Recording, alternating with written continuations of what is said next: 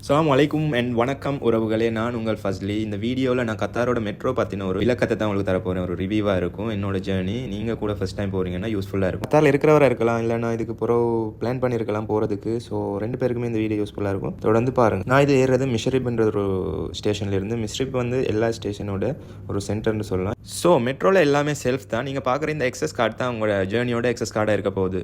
So you need to have one of this card. So இந்த கார்டை எங்கே எடுக்கலான்னா, நீங்கள் இப்போ பார்க்குறது மாதிரி செல்ஃப் மெஷின் ஒன்று எல்லா ஸ்டேஷன்லேயுமே இருக்கும். ஸோ இந்த கார்டோட மதிப்பு எவ்வளோன்னு பார்த்தீங்கன்னா 10 ரியால். கார்டு எடுக்கிறதுக்காக நீங்கள் ஒரு 10 ரியால் கட்ட வேண்டியிருக்கும். அதுக்கப்புறமா நீங்கள் கார்டுக்கு ஒரு 10 ரியால் ரீசார்ஜ் போடுற மாதிரி இருக்கும். ஸோ மொத்தமாக 20 ரியால் தேவை இந்த ஜேர்னிக்காக. ஸோ இது மட்டும் இல்லை, இன்னொரு டைப் கார்டு இருக்குது, ஒன் டே சர்வீஸ்ன்னு சொல்லி ஒரு நாள் ஃபுல்லாக யூஸ் பண்ணுற மாதிரி ஒரு கார்டு. அதை பற்றி நான் கடைசியில் சொல்கிறேன். இப்போ ட்ரெயினுக்கு லேட்டாவது வாங்க போகலாம். ஸோ நான் இப்போ மெட்ரோக்கு ஏறுற இடத்துக்கு வந்துட்டேன். மெட்ரோக்காக வெயிட் பண்ணிருக்கேன். இதில் பார்த்தீங்கன்னா ஸ்க்ரீன் இருக்குது. அதில் எவ்வளோ அடுத்த ட்ரெயின் எப்போ வருது, என்ன டியூரேஷன் எல்லாமே கரெக்டாக காட்டும். அது அக்யூரேட்டாக இருக்கும். அதில் என்ன காட்டுதோ அந்த மாதிரி அதே டைமில் தான் எல்லாம் வரும். ஸோ முதல்ல நம்ம மெட்ரோவில் இறங்குறவங்களுக்கு வழிவிடுற மாதிரி இருக்கும். ஏன்னா மெட்ரோவோட டோர் ஒரு 30 செகண்ட்ஸ் மாதிரி தான் ஓப்பனில் இருக்கும். ஸோ முதல்ல இறங்குறவங்களுக்கு வழிவிட்டுட்டு அப்புறமா தான் நாம் ஏறணும். ஒரு வேளை ட்ரெயின் மிஸ் ஆகிடுச்சின்னா நம்மளுக்கு அடுத்த ட்ரெயினில் போகலாம். ஒரு 5-10 மினிட்ஸ் கேப்பில் தான் எல்லா ட்ரெயினுமே இருக்கும். So you don't have to worry. Just 5 minutes தான் வெயிட் பண்ணணும் ஒரு ட்ரெயினை மிஸ் பண்ணிங்கண்டா. ஸோ நான் ஓட்டலைங்க, அது தன்னால் போயிட்டுருக்கு. நீங்கள் பார்த்தீங்கன்னா இது ஆட்டோமேட்டட் தான் மெட்ரோ எல்லாமே. இன்னொரு கார்டு இருக்குதுன்னு அதை பற்றி சொல்லணுன்னா, ஒன் டே சர்வீஸ் கார்டு. அது 24 ஹவர்ஸ் ஃபுல்லாக யூஸ் பண்ணுற மாதிரி இருக்கும். மெயினாக நீங்கள் மெட்ரோவில் வேலைக்கு போகிறவங்க வரவங்க பெர்மனன்ட் கார்டு யூஸ் பண்ணலாம். பட் எப்போயாவது ரேர், சும்மா ஒரு எக்ஸ்பீரியன்ஸுக்காக போகிற வரவங்கன்னா நீங்கள் ஒன் டே சர்வீஸ் கார்டே யூஸ் பண்ணலாம். ஒரு 6 ரியாலுக்கு one day service card, one டேக்கு அன்லிமிட்டட் ஜேர்னி கொடுப்பாங்க. ஒன் டே தான் யூஸ் பண்ணலாம். Okay, 24 hours. ஸோ நான் போய்கிட்டு இருக்கேன் வக்ரா வந்து ரெட் லைனில் கடைசி ஸ்டேஷனாக இருக்குது.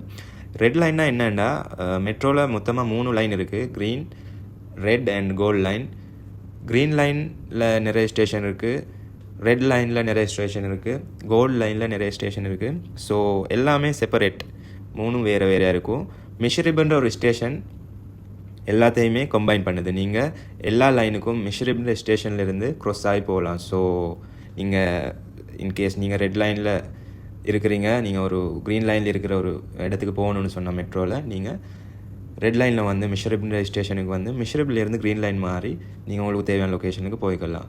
ஸோ இதுக்கு ஒரு மெப் இருக்குது, எங்கெங்கே மெட்ரோ இருக்குது, எந்த லைனில் இருக்குன்றதுக்கு மெப் இருக்குது. அந்த மெப்பை நான் இந்த வீடியோட கடைசியில் அப்லோட் பண்ணுறேன்.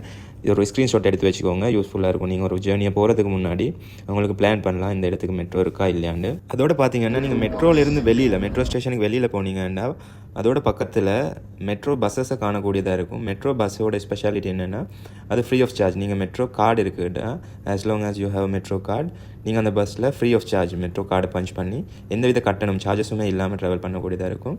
மெட்ரோ ஸ்டேஷன் இருக்கிறதுலேருந்து ஒரு 4 to 5 கிலோமீட்டருக்கு இந்த பஸ் எல்லாம் ஆக்டிவாக இருக்கும். ஸோ உங்கள் லொக்கேஷன் ஏதோ அதை பார்த்து விசாரித்து நீங்கள் இதில் மெயின் இம்பார்ட்டன்ட் திங்ஸ் என்னென்னா, நீங்கள் எது வேணுமோ எந்த டவுட் இருந்தாலும் நீங்கள் கேட்டுட்டு கொள்ளலாம் அது சம்மந்தப்பட்டவங்க கிட்டேயே. ஏன்னா டிரைவருங்க அந்த இன்ஃபர்மேஷனுக்கு செக்யூரிட்டி அதுக்காகவே ஒரு செயின் இருக்குது. அந்த செயினில் நீங்கள் யார்கிட்ட கேட்டாலும் உங்களுக்கு எக்ஸாக்டான இன்ஃபர்மேஷனை பெற்றுக்கொள்ளலாம்.